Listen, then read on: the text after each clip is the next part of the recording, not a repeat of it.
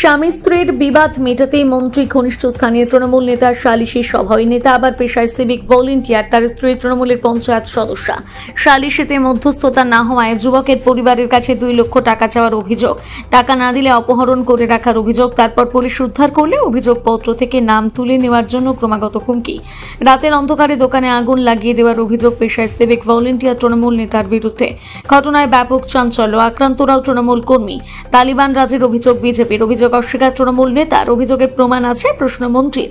প্রশাসন দল দেখে কাজ করে না দাবি জেলা তৃণমূল নেতৃত্বের। মালদার হরিশ্চন্দ্রপুর থানার নারায়ণপুর এলাকায় এই ঘটনায় শুরু হয়েছে রাজনৈতিক চাপানোতর। নারায়ণপুরের বাসিন্দা গোলাম রাসুলের সঙ্গে বিহারের পূর্ণিয়ার রেজওয়ানা পারভীমের সঙ্গে কয়েক মাস আগে বিয়ে হয়, কিন্তু স্বামী স্ত্রীর মধ্যে অশান্তি লেগেই থাকতো। সেই অশান্তি মেটানোর জন্য মেয়ের বাবার বাড়িতে গত অগস্ট মাসের 23 তারিখ সালিশি সভা রাখে তৃণমূলের স্থানীয় পঞ্চায়েত সদস্যের স্বামী তারিক আনোয়ার, যিনি আবার হরিশ্চন্দ্রপুর থানার সিভিক ভলেন্টিয়ার। সালিশিতে মধ্যস্থতা না হলে থানায় নিয়ে যাওয়ার নাম করে গোলাম রাসুলকে অপহরণের অভিযোগ ওঠে। তারিক আনোয়ার সহ রসুলের স্ত্রী বাবার বাড়ি পরিবারের বিরুদ্ধে অপহরণের অভিযোগ হয়।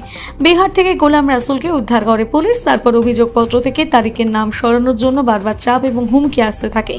এই পরিস্থিতিতে গতকাল রাতে গোলাম রসুল এবং তার দাদার প্রসাধনী সামগ্রীর দোকানে পেট্রোল দিয়ে অগ্নিকাণ্ডের ঘটনা ঘটে। তাদের অভিযোগ, তারিক আনোয়ার গতকাল ফোন করে হুমকি দিয়েছিল সে বড় ক্ষতি হবে, সে তাদের দোকান জ্বালিয়ে দিয়েছে। এলাকায় বিশাল প্রভাব তার। স্থানীয় বিধায়ক তথা রাজ্যের প্রতিমন্ত্রী তাজমুল হোসেনের নাম ভাঙিয়ে হুমকি দেয়। এমনকি মন্ত্রী ঘনিষ্ঠ হওয়ার কারণে তাকে পুলিশ গ্রেপ্তারও করছে না বলে অভিযোগ। তাজমুলের সঙ্গে এই তৃণমূল নেতা তথা সেবিকের ছবিও সামনে এসেছে। যদিও সমগ্র ঘটনার কথা অস্বীকার তারিক আনোয়ারের দাবি, কেউ বা কারা তার বিরুদ্ধে ষড়যন্ত্র করছে। না তিনি অপহরণের সঙ্গে যুক্ত, না তিনি অগ্নিকাণ্ডের সঙ্গে যুক্ত। সমগ্র ঘটনার সামনে আসতেই শোরগোল পড়ে গিয়েছে। অন্যদিকে কার্যত তারিকের পাশে দাঁড়িয়ে মন্ত্রীর দাবি, অভিযোগ থাকতেই পারে, তার প্রমাণ থাকতে হবে, বাকিটা পুলিশ দেখবে। বিজেপির কটাক্ষ, রাজ্যে আইনের শাসন নেই, তৃণমূলের কর্মীরা তালিবানি রাজের হাত থেকে রক্ষা পাচ্ছে না। যদিও তৃণমূল নেতৃত্ব এই নিয়ে সাফাই দিয়ে খতিয়ে দেখার আশ্বাস দিয়েছে। গোটা ঘটনা নিয়ে শুরু হয়েছে রাজনৈতিক তরজা।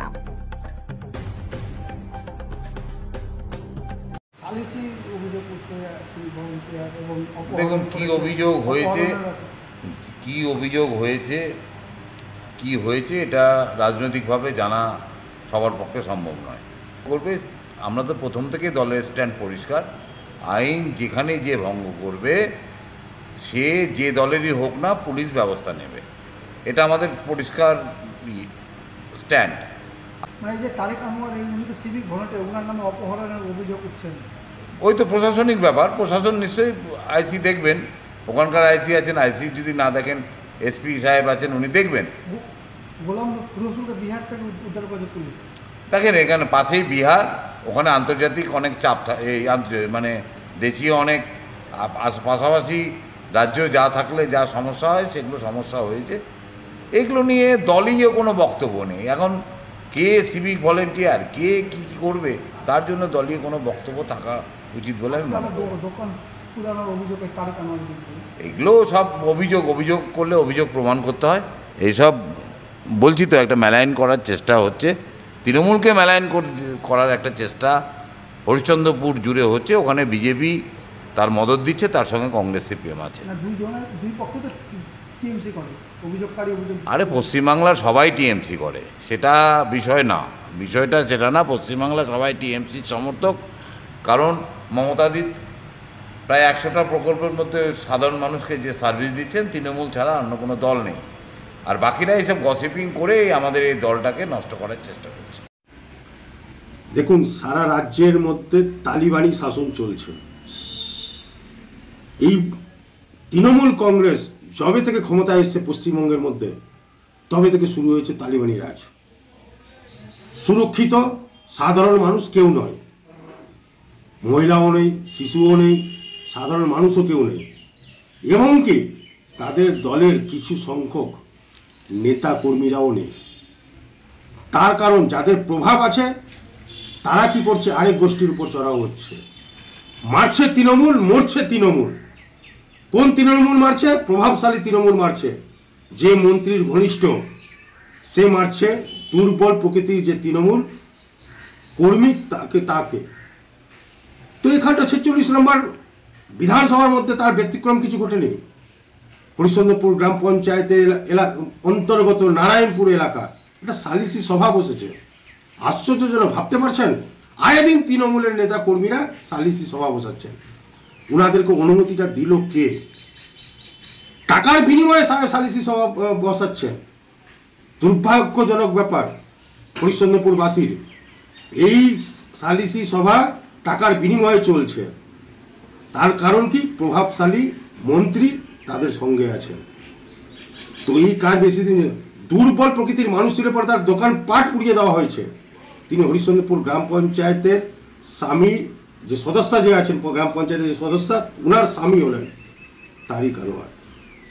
এবং কি তিনি সিভিক ভলেন্টিয়ার প্রভাব খাটিয়ে, তৃণমূলের প্রভাব খাটিয়ে উনি সিভিক ভলেন্টিয়ারের কাজটাও করেন না ঠিকমতো।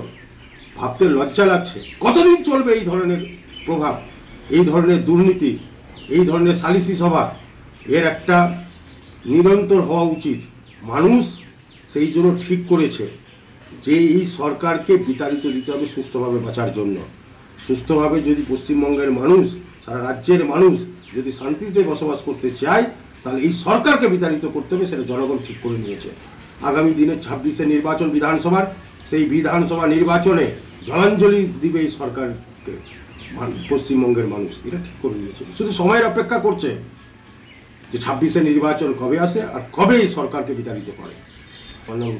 উত্তর মালদা সাংগঠনিক জেলার সম্পাদক, ভারতীয় জনতা পার্টির পক্ষ। তারিকরা, তারিক, জাহিদুর আর সৈমুদ্দি, আক্তার, এরা কেন অপহরণ করেছিল? কেন অপহরণ? আমার ভাইকে নিয়ে যে কিডনি বিক্রি করে দেবো বলেছিল, আমার ভাইকে বলেছিল। আর 2 লাখ টাকার চাপও দিয়েছিল। যাই হোক, তারপরে দিয়েছিল চাপটা? তারিকুল মেম্বার। এটা কোন পার্টির মেম্বার? টিএমসির। তারপর আমাকে তারিকুল মেম্বার আমাকে রেলগেটের ধার থেকে আমাকে ফোন করে আর বলে যে তুই যদি কেস না উঠাস তাহলে তোর বড় ক্ষতি হবে। মানে এরকম একটা। কিসের কেস না উঠান? কিডন্যাপ কেস দেওয়া ছিল, অপহরণ কেস দেওয়া ছিল। বলছে আমার নামটা উঠিয়ে দাও, না হলে। কিডন্যাপ করে কাকে নিয়ে গেছিল? আমার ভাইকে নিয়ে গেছিল। কোথায় নিয়ে গেছিল? কাটিহার। কাটিহার? পূর্ণিয়া। তারপরে আমাকে বলছে যদি তুমি না উঠাও কেস তাহলে তোমার ক্ষতি আছে, বড় ক্ষতি আছে। আমাকে ধমকি দেয়। তার 7 দিনের মাথায় কালকের গত রাত্রে আমার ভাইকে বলে যে সকাল হতে হতে তোরা খবর পাবি কিছু একটা বড় দুর্ঘটনা ঘটেছে তোদের। এবার আমি রাত্রে 1:45 নাগাদ আমার পার্শ্ববর্তী দোকানদার আমাকে ফোন করে, বলে যে তোমার দোকানে আগুন লেগে গেছে। ঠিক আছে, আমি খবর শুনে তাড়াতাড়ি আমি নিজে দোকানে এসে দেখি আমার দোকানে আগুন লেগে গেছে। মানে দোকানের সাইড দিয়ে উঠে অ্যালবিস্টার ভেঙে পেট্রোল দিয়ে ভরিয়ে আগুন দিয়ে পুরো আমার দোকানে যত যাবতীয় সামান ছিল সবকিছু তছনছ করে জ্বালিয়ে পুড়িয়ে ছাই করে দিয়েছে। কারা এরা? কারা এরা? তারিক মেম্বার আছে, জাহিদুর আছে, তারপরে আক্তার আছে, তারপরে উজ্জ্বল আছে, আছে। কারণ অপহরণের যেটা অভিযোগ করেছিলেন এই কারণেই আজকে আগুন লাগিয়ে দিয়েছে মনে করছেন? হ্যাঁ, দেখা যাচ্ছে ওখানে। কিসের দাগ আছে ওখানে? ওটা পা দিয়ে উঠছিল আর কি, ওখানে ছোট দাগ আছে দেওয়ালে। থানাতে অভিযোগ করেছি। টিএমসি পার্টির মেম্বার। আপনারা কোন পার্টি করেন? আমরাও টিএমসি করি। এখন বিচার চাইছি। আমরা দোকানের আশায়, আমার 4টা বাচ্চা আছে, আমি বাচ্চাকে কিভাবে পড়াশোনা করাবো, কিভাবে খাওয়াবো। আমার কাছে এখন কোনো কিছু নাই ব্যবস্থা। আমার দোকানটাই সম্পদ ছিল, আমি দোকানেই রোজগার করতাম, এখানেই খাতাম। আমি এখন কি করবো? আমি বিচার চাইছি, ন্যায্য বিচার চাইছি। পুলিশ এখনো পর্যন্ত গ্রেফতার করেনি। সিভিক ভলেন্টিয়ার তারিখ। আমার নাম মাসুদ আলম, বাড়ি নারায়ণপুর, পোস্ট অফিস মালিহর, থানা হলুদ, জেলা মালদা, টিএমসি পার্টি। আমি 8 বছর থেকে করছি। আপনার বিরুদ্ধে আগুন লাগানোর একটা অভিযোগ তুলছে পরিবারের সদস্যরা, ওরাও তৃণমূল কর্মী। আপনি নাকি এসব সব ঘটনা ঘটিয়েছেন, কি বলবেন? এই ধরনের ঘটনা আমি সকালে গিয়ে দেখেছি, কিন্তু এটা একদম মানা যায় না। যদি কেউ বা কারা করে থাকে, একদম মন নাই, এটাকে আমি সাপোর্ট করছি না।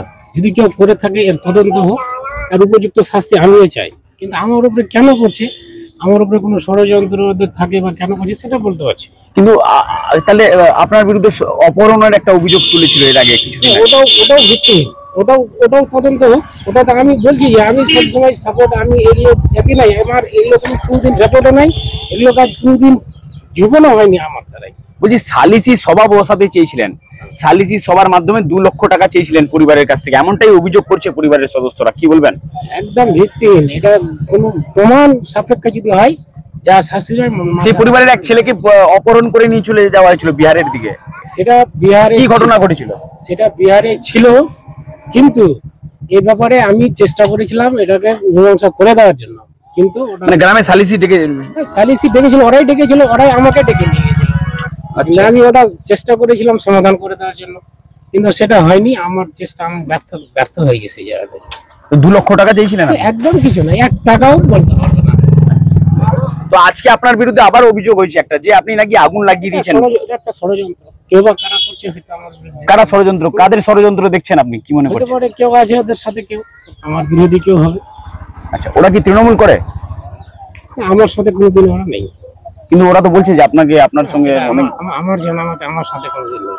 আমার স্ত্রী এই বুথের জনপ্রতিনিধি, আমার জানামতে সেটা কি নাম আপনার স্ত্রী? নাসিমা খাতুন। মন্ত্রী তাজামুল হোসেনের নাম আপনি বলে ধমকাচ্ছেন, চমকাচ্ছেন এলাকায় নাকি? কোনোদিনই হয়নি, কেউ বলতে পারবে না এটা। বলছে আপনার সঙ্গে নাকি মন্ত্রী তাজমুল আছে। কোনোদিন হতে পারেনি, কোনো গ্রামের লোক এটা কেউ এটা অভিযোগ করতে পারবে না। এটা সম্পূর্ণ ষড়যন্ত্র করা হচ্ছে, যেটা হচ্ছে। তাহলে 2 লাখ টাকা আপনি চাননি? না, একদম হতেই পারে না, কোনো মতেই না। কোনো প্রমাণ সাপেক্ষে একটা আমাকে বলে দিক, তারপর শাস্ত্র মাথা পেতে মেনে নেব।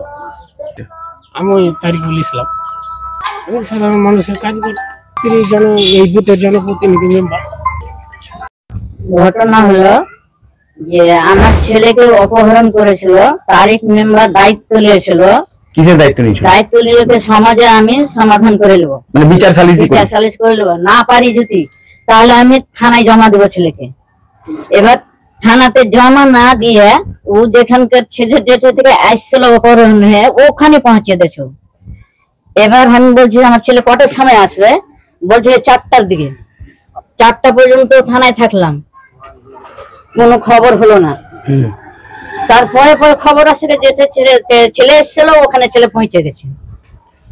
এবার তারিক মেম্বার এসে বলছে আমাকে যে তোমাকে যে বললাম যে 2 লাখ টাকা দিয়াও, তোমার ছেলেকে তোমাকে দিয়ে দিচ্ছি।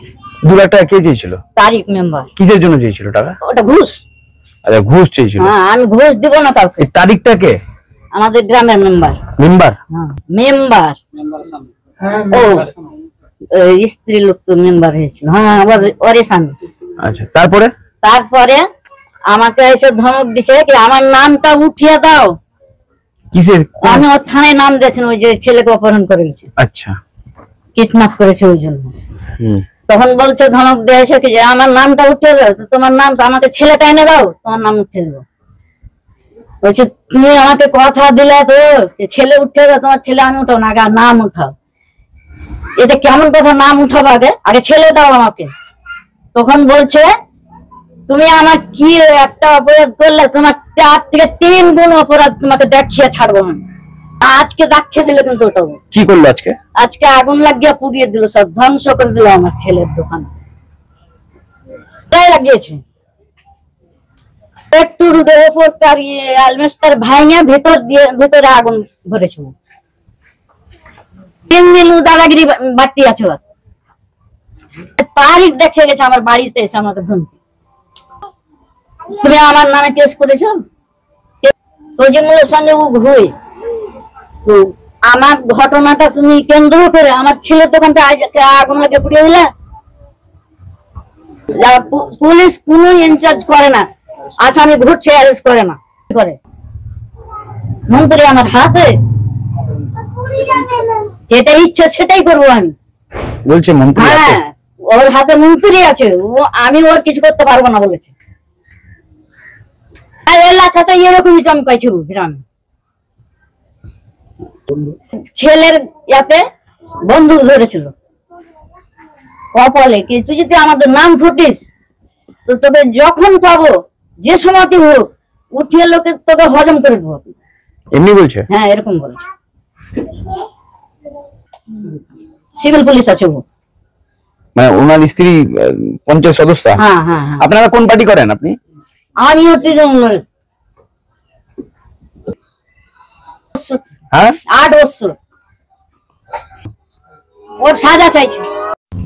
কি নাম আপনার? মালেকা বেগম, বাড়ি কোথায়? বাড়ি নারায়ণপুর। ছেলের দোকান ঘর সব পুড়িয়ে দিয়েছে, আজকে থানায় অভিযোগ দায়ের হয়েছে। ওটা কেউ প্রমাণ করতে পারবে যে ওই আছে? কিন্তু পরিবারের সদস্য, আমি সে পরিবারের সদস্য বলতে পারে, আমার সাথে তোর আক্রোশ থাকলে পরে তুই বলতেই পারবি না, কিন্তু কিন্তু পরিবারের আগুন লাগাবো তো আবার ভালো কাজ না, এটা তো একটা বিরাট একটা পাপের কাজ। কিন্তু পরিবারের সদস্য একটা পাপের কাজ, যে আগুন লাগাবে ও হাত পায়ে ওরও ইয়ে হয়ে যায়। কিন্তু এগুলো কাজ ওটা প্রশাসনের ব্যাপার, ওটা প্রশাসন দেখছে। আচ্ছা, যদি পরিবারের লোকরা যেটা অভিযোগ করছে যে মন্ত্রীর নাম নিয়ে, আমি অভিযোগ সবটাই অভিযোগ ভিত্তিক, প্রশাসনের কাজ প্রশাসন করবে না, পরিবারের লোক যেটা বলছে যে মন্ত্রীর নাম ভাঙিয়ে এলাকায়, পরিবারের লোক আমারও নাম বলতে পারে, তোমারও নাম বলতে পারে, সবারই নাম বলতে পারে, এটা একমাত্র প্রশাসন দেখবে। যদি ওটা প্রশাসনের ব্যাপার।